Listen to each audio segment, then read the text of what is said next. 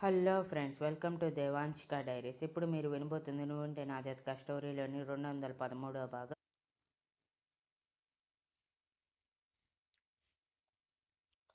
ఆయన మేఘాల మీద అక్కడికి చేరి శృతి బ్రతికి ఉండటం చూసి ఛ, ఇది బ్రతికింది అని అనుకుంటున్న మొహంలో ఏ భావం లేకుండా కంగారు మాత్రమే పలికిస్తూ శ్రీధర్ వైపు తిరిగి, మా అమ్మాయి నీకెలా దొరికింది బాబు అని అడిగాడు. శ్రీధర్ పూసగుచ్చినట్టు మొత్తం చెప్పి, తనని నేను పెళ్లి చేసుకోవాలనుకుంటున్నాను అంకుల్. ఎలాగైనా తన అమ్మా నాన్నల్ని ఒప్పించి పెళ్లి చేసుకుని అమెరికా తీసుకువెళ్తాను అని అనగానే ఫణీంద్ర గారి గుండెల్లో బాంబు పేలినట్టు, ఇప్పుడు దీన్ని పెళ్లి చేస్తే సగం ఆస్తి దీని పేరు మీదకి పోతుంది. నో, నెవర్, అలా జరగటానికి వీల్లేదు అని తన కన్నింగ్ బ్రెయిన్ ఉపయోగిస్తూ శ్రీధర్ వైపు జాలిగా చూస్తూ, సారీ బాబు, ఆల్రెడీ ఇంట్లో అందరూ శృతికి మా అభికి పెళ్ళి అని అనుకుంటున్నారు. తనకి తప్ప ఇంకొకరికి ఇచ్చి శృతిని పెళ్లి చేయరు. నువ్వు వచ్చి అడిగినా వేస్ట్, ఇంకా కొట్టి మరీ పంపిస్తారు. నీతో పాటు నీ తల్లిదండ్రులకి కూడా అవమానమే. అంతకంటే నువ్వు శృతిని మర్చిపోవటం మంచిది కదా బాబు అని కళ్ళబుల్లి మాటలు చెప్పాడు. నో అంకుల్, నాకు ఎట్టి పరిస్థితుల్లోనూ శృతి కావాలి. తను నా భార్య అవ్వాలి. తనని నేను వదులుకోను. మీరే ఏదో ఒకటి చెప్పండి అంకుల్, లేదంటే మీరే పెద్దవాళ్లతో మాట్లాడండి. అంతవరకు శృతి నా దగ్గరే ఉంటుంది. లేదంటే మళ్ళీ మళ్ళీ ఇలాంటి ప్రయత్నం చేస్తే ఏదో ఒకరోజు చావు బ్రతుకుల్లోకి వెళ్తుంది. నేను తనని ఆ పొజిషన్లో చూడలేను అంకుల్, ప్లీజ్ అని అడిగాడు. ఫణీంద్ర గారు మనసులో విసుగ్గా, వీడెక్కడ తగిలాడురా బాబు, ఇప్పుడు వీడు వదిలేలా లేడు అని అనుకుంటూ మరో పన్నాగానికి శ్రీకారం చుట్టి శ్రీధర్ని శృతిని తనతో తీసుకువెళ్ళిపోమని, అక్కడే ఎలాగైనా శృతిని ఒప్పించి పెళ్లి చేసుకోమని, తను ఒప్పుకోకపోతే ఎన్నాళ్ళైనా ఆగమని మాట తీసుకున్నారు. ఎలాగైనా శృతి పెళ్లికి ఒప్పుకోదన్న నమ్మకంతో. ఈలోపు శృతి చనిపోయిందని ఫ్యామిలీలో నిరూపించి ఏదో ఒక సమయం చూసుకొని శృతిని నిజంగానే చంపేసి తను తప్పించుకోవాలని అనుకున్నారు. శ్రీధర్ దానికి ఒప్పుకోకపోతే చాలా కష్టపడి ఫణీంద్ర గారు ఒప్పించి అప్పటికప్పుడు తనతో కాంటాక్ట్లో ఎప్పటికప్పుడు తనతో కాంటాక్ట్లో ఉండమని మరీ మరీ చెప్పి, అప్పటికప్పుడు శృతిని సిక్గా ఉందని చూపించి అమెరికా ఫ్లైట్, అది కూడా కనెక్టెడ్ ఫ్లైట్ ఎక్కించి తనని మత్తులోనే ముంచేసి అమెరికాలో తేల్చి శ్రీధర్ శృతిని తన గెస్ట్ హౌస్లో బంధించేశాడు.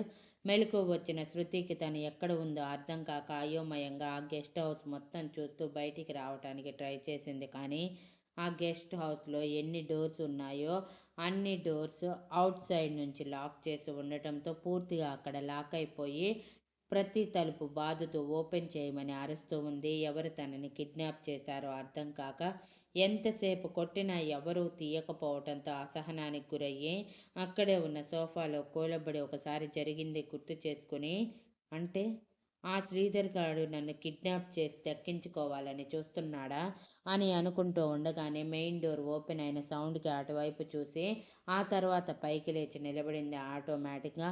అక్కడ శ్రీధర్ లోపలికి రావటం గమనించి శృతి తను అనుకున్నదే నిజమని నమ్మి, హౌ డేర్ యూ, నన్ను కిడ్నాప్ చేస్తావా? ఈ విషయం మా ఇంట్లో తెలిస్తే నిన్ను చంపేస్తారు. నన్ను వదిలే, నేను రుద్ర దగ్గరికి వెళ్ళాలి అని అరుస్తూ ఉంది.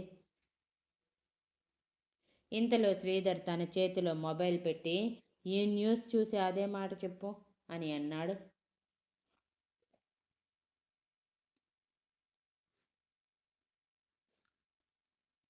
అప్పటికే ఫణీంద్ర గారు తన పథకాన్ని రచించి ఆల్రెడీ శృతి చనిపోయినట్టు క్రియేట్ చేసి అనాథ శవాన్ని మొహం కూడా కనిపించినంతగా గాయపడి ఉన్నట్టు యాక్సిడెంట్గా క్రియేట్ చేసి అందరినీ నమ్మించేశాడు.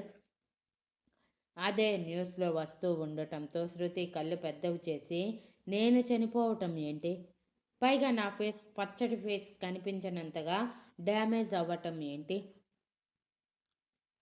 అని తన ఫేస్ ఒకసారి తడుముకొని చూసుకొని, నేను బాగానే ఉన్నాను కదా, లేదంటే ఇద్దరం చచ్చి నరకానికి వచ్చామా అని అయోమయంగా అడిగింది. శృతి అయోమయానికి శ్రీధర్ చిన్నగా నవ్వుతూ శృతి చేతిలో ఫోన్ తీసుకొని, నువ్వు చూసింది నిజమే, బట్ నువ్వు చనిపోలేదు. ఇలా క్రియేట్ చేసింది మీ బాబాయ్. నిన్ను కొన్ని రోజులు ఎవరికీ తెలియకుండా ఇక్కడ ఉంచమని చెప్పాడు. బికాజ్ ఇప్పుడు నువ్వు ఇంటికి వెళ్తే నీ బావకి నీకు పెళ్లి చేస్తారంట. ఎట్టి పరిస్థితుల్లోనైనా నువ్వు బయట వాళ్ళని పెళ్లి చేసుకుని వాళ్ళకి దూరంగా వెళ్ళకూడదని వాళ్ళు ఫిక్స్ అయ్యారంట అని ఫణీంద్ర గారు తనకి చెప్పింది అచ్చుగుద్దినట్టు శృతితో చెప్పి, అందుకే నన్ను పెళ్లి చేసుకోమని చెప్పాడు అని అనగానే శక్తి షాక్ అయ్యి, వాట్? శృతి షాక్ అయ్యి వాట్ అని గట్టిగా అరిచింది. శృతి అంత గట్టిగా అరవగానే శ్రీధర్ పెదవుల్లో కన్నింగ్ స్మైల్ వచ్చి, ఏమైంది అని అడిగాడు. పిచ్చి పట్టిందా నీకు బాబాయ్కి? నేను నిన్ను పెళ్లి చేసుకోవడం ఏంటి? రుద్రని తప్ప మరొకరిని నా జీవితంలోకి రానివ్వనని తెలుసు కదా బాబాయ్కి. అసలు బ్రతికున్న నన్ను చనిపోయాను అంటూ క్రియేట్ చేయటం ఏంటి? నాకెందుకో ఇదంతా అబద్ధం అనిపిస్తుంది. నువ్వే కావాలని ఇదంతా చేశావు కదా అని కోపంగా అడిగింది. నాకేం అవసరం ఇలా చేయటానికి?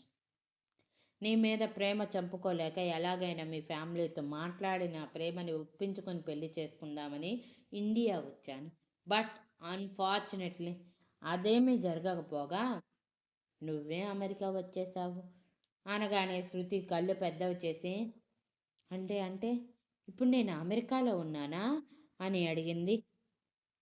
ఎస్ అని శ్రీధర్ పొగరుగా తలెగరేస్తూ చెప్పగానే శృతి శ్రీధర్ భుజం మీద చెంపల మీద ఎక్కడ పడితే అక్కడ కొడుతూ, how dare you?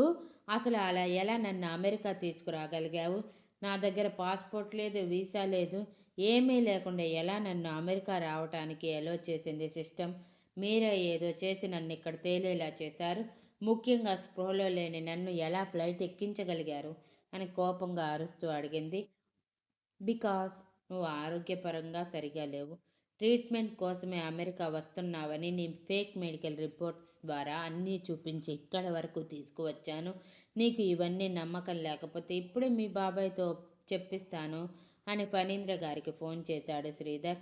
Thank you for listening and please like, share, comment and subscribe.